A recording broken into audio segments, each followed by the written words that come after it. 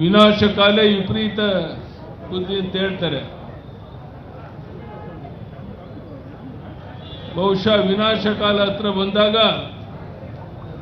ಅಧಿಕಾರ ಮದದಿಂದ ಅಜೀರ್ಣ ಆಗೋಷ್ಟು ಬಹುಮತ ಇದೆ ಅಂತ ಒಂದೇ ಒಂದು ಕಾರಣಕ್ಕೋಸ್ಕರ ಈ ಶಿವಕುಮಾರ್ ನೇತೃತ್ವದ ಸರ್ಕಾರ ರೈತ ಸಮುದಾಯಕ್ಕೆ ದ್ರೋಹ ಮಾಡ್ತಾ ಇದೆ. ಹಣದ ಬಲದಿಂದ, ತೋಳ್ಬಲದಿಂದ, ಅಧಿಕಾರ ಬಲದಿಂದ ಜಾತಿಯ ವಿಷಬೀಜವನ್ನು ಬಿತ್ತಿ ನಾವು ಏನು ಬೇಕಾದರೂ ಸಾಧಿಸಬಹುದು ಅನ್ನೋ ಭ್ರಮೆಯಲ್ಲಿ ಅವರಿದ್ದಾರೆ. ಕರ್ನಾಟಕ ರಾಜ್ಯದಲ್ಲಿ ಭೀಕರ ಬರಗಾಲ ಇದೆ. ಎಲ್ಲ ಜಲಾಶಯಗಳು ಬತ್ತೋಗಿದೆ. ಮುಂದಿನ ಭವಿಷ್ಯದ ಬಗ್ಗೆ ಜನ ಚಿಂತೆ ಮಾಡ್ತಾ ಇದ್ದಾರೆ. ಬಿತ್ತಿದ ಬೀಜ ಮೊಳಕೆ ಹೊಡೆದಿಲ್ಲ. ಕಣ್ಣೀರಲ್ಲಿ ಕೈ ತೊಳಿತಾ ಇರುವಂತ ಈ ಸಂದರ್ಭದಲ್ಲಿ ಈ ರಾಜ್ಯದ ಮುಖ್ಯಮಂತ್ರಿ ಇತರ ಜನ ಎಲ್ಲರೂ ಸೇರಿ ಡೆಲ್ಲಿಗೆ ಹೋಗಿ ಮಂತ್ರಿಮಂಡಲದ ವಿಸ್ತರಣೆ ಬಗ್ಗೆ ಚಿಂತನೆ ನಡೆಸಿದ್ದಾರೆ ಹೊರತು ಯಾವನಾದರೂ ಒಬ್ಬ ಈ ರಾಜ್ಯದ ಜನರ ಸಂಕಷ್ಟವನ್ನು ಕೇಳೋದಕ್ಕೋಸ್ಕರ ಯಾವುದಾದ್ರೂ ಜಿಲ್ಲೆಗೆ ಹೋಗಿ ಜನರನ್ನ ಒಟ್ಟಿಗೆ ಸೇರಿಸಿ ಅವರ ಕಷ್ಟ ಸುಖವನ್ನು ವಿಚಾರಿಸುವಂತ ಪ್ರಾಮಾಣಿಕ ಪ್ರಯತ್ನ ಮಾಡಿಲ್ಲ. ನಾನು ಹೇಳ್ತೇನೆ, ಈ ಶಿವಕುಮಾರ್ ಸರ್ಕಾರಕ್ಕೆ ಏನು ಅಧಿಕಾರ ಮದದಿಂದ ದೊಡ್ಡ ಬಹುಮತ ಇದೆ ಅಂತ ಒಂದೇ ಒಂದು ಕಾರಣಕ್ಕೋಸ್ಕರ ಒಂದು ರೀತಿ ತೊಗಲಕ್ ದರ್ಬಾರನ್ನೇ ನಡೆಸಕ್ಕೆ ಹೊರಟಿದ್ದೀರಾ. ಬಹುಶಃ ಇದು ಕೊನೆಯ ತುದಿಗೆ ಮುಟ್ತಾ ಇದೆ. ನಾನು ಹೇಳ್ತೇನೆ, ಈ ಸರ್ಕಾರಕ್ಕೆ ಇದು ಸಾಂಕೇತಿಕವಾಗಿ ಇಲ್ಲಿ ಹೋರಾಟ ನಡೀತಾ ಇದೆ.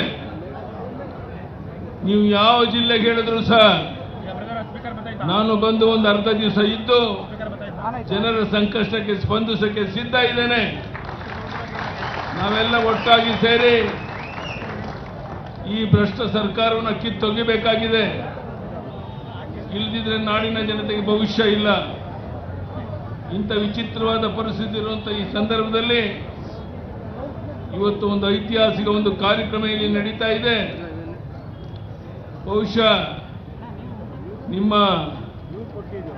ತೊಗಲಕ್ ದರ್ಬಾರಕ್ಕೆ ಕೊನೆ ಹಾಡೋದಕ್ಕೋಸ್ಕರ ಇಲ್ಲಿ ನಾವು ಸೇರಿದ್ದೇವೆ. ನಾನು ಕೇಳ್ತೇನೆ ಈ ರಾಜ್ಯದ ಮುಖ್ಯಮಂತ್ರಿಗೆ, ನೀವು ಟೌನ್ಶಿಪ್ ಮಾಡೋದಾದ್ರೆ ಬಿಡುದೇನೆ ಬೇಕಾ? ಎಲ್ಲರೂ ಸಹ ವಿರೋಧ ಮಾಡ್ತಾ ಇದ್ದಾರೆ. ಕೆಲವರು ಒಪ್ಪಿಗೆ ಕೊಟ್ಟಿದ್ದಾರೆ, ನಾನು ಅಲ್ಲೇ ಮಾಡೋದು ಅಂತೇಳಿ ಏನು ದರ್ಪವನ್ನು ತೋರಿಸ್ತಾ ಇದ್ದೀರಾ? ಅಧಿಕಾರ ಮದದಿಂದ ನೀವೇನು ಮಾಡಿದ್ರು ನಡೆಯುತ್ತೆ ಅನ್ನುವಂಥ ಭಾವನೆಯಿಂದ ನೀವು ತೊಡಗಿದ್ದೀರಾ. ಇದನ್ನ ಕೊನೆ ಮಾಡೋದಕ್ಕೆ ಈ ಸಭೆಯಲ್ಲಿ ಪ್ರಾರಂಭ ಆಗಿದೆ. ನಾನು ಹೇಳ್ತೇನೆ, ಶಿವಕುಮಾರ್ ಅವರಿಗೆ ನಿಜಕ್ಕೂ ನಿಮ್ಮ ರಾಜ್ಯದ ಜನರಿಗೆ ಕಳಕಳಿ ಇದ್ರೆ ಈ ಬಿಡದಿನಲ್ಲಿ ಟೌನ್ಶಿಪ್ ಮಾಡುವಂತಕ್ಕೇನು ಹೊರಟಿದ್ದೀರಾ ಅದನ್ನ ಕೈ ಬಿಟ್ಟು ಬೇರೆ ಕಡೆ ನೂರಾರು ಎಕರೆ ಜಮೀನಿದೆ, ಸರ್ಕಾರಿ ಜಮೀನೇ ದೊಡ್ಡ ಪ್ರಮಾಣದಲ್ಲಿದೆ. ಇಲ್ಲಾಕೆ ಮಾಡಕ್ಕೆ ಹೊರಟಿದ್ದೀರಾ? ರಿಯಲ್ ಎಸ್ಟೇಟ್ ಮಾಡಿ ನೂರಾರು ಕೋಟಿ ಲೂಟಿ ಮಾಡೋಕ್ಕೋಸ್ಕರ ಇಲ್ಲಿ ಬಂದಿದ್ದೀರಾ ಅನ್ನುವಂಥದ್ದು ಜಗಜ್ಜಾಹೀರಾಗಿರುವಂಥ ಸಂಗತಿ. ಇಂಥ ಒಂದು ಸಂದರ್ಭದಲ್ಲಿ ನಾನು ಈ ಸರ್ಕಾರಕ್ಕೆ ಎಚ್ಚರಿಕೆಯನ್ನು ಕೊಡ್ತಾ ಇದ್ದೇನೆ. ನೀವು ಬಹುಮತ ಇದೆ ಅಂತ ಒಂದೇ ಒಂದು ಕಾರಣಕ್ಕೋಸ್ಕರ ಏನು ಬೇಕಾದರೂ ನಡೆಯುತ್ತೆ ಅನ್ನುವಂಥ ಭ್ರಮೆನಲ್ಲಿ ನೀವೇನಿದ್ದೀರಾ, ಇದಕ್ಕೆ ಕೊನೆ ಮಾಡೋದಕ್ಕೆ ಭಾರತೀಯ ಜನತಾ ಪಾರ್ಟಿ ಸಿದ್ಧ ಇದೆ. ಈ ಭಾರತೀಯ ಜನತಾ ಪಾರ್ಟಿ, ಜನತಾದಳ, ಕುಮಾರಸ್ವಾಮಿ ಅವರು ನಾವೆಲ್ಲ ಒಟ್ಟಾಗಿ ಸೇರಿ ಇವತ್ತು ಈ ಸರ್ಕಾರಕ್ಕೆ ಕೊನೆ ಮೊಳೆ ಹೊಡೆಯೋದು ಅಂತ ಪ್ರಯತ್ನ ನಡೀತಾ ಇದೆ. ಬಹುಶಃ ಇದು ಕೇವಲ ಇಲ್ಲಿ ಬೆಂಗಳೂರಿಗೆ ಸೀಮಿತವಾಗಿಲ್ಲ. ನಾನು ಈಗಾಗಲೇ ಹೇಳಿದಂತೆ ಬೆಂಗಳೂರಿನ ಸುತ್ತಮುತ್ತ ರಾಜ್ಯದ ಯಾವುದೇ ಭಾಗದಲ್ಲಾದರೂ ಸಹ 1 ಗಂಟೆ 2 ಗಂಟೆ ನಾನು ಬರಕ್ಕೆ ಸಿದ್ಧ ಇದ್ದೇನೆ. ದೊಡ್ಡ ಪ್ರಮಾಣದಲ್ಲಿ ಹೋರಾಟ ಪ್ರಾರಂಭ ಆಗಬೇಕಾಗಿದೆ. ಇವತ್ತು 103-104 ವರ್ಷದ ಅಜ್ಜಿ ನಮ್ಮ ಪಕ್ಕದಲ್ಲಿ ಕುಂತಿದ್ದಾರೆ. ಇದು ಸಣ್ಣ ಸಂಗತಿ ಅಲ್ಲ.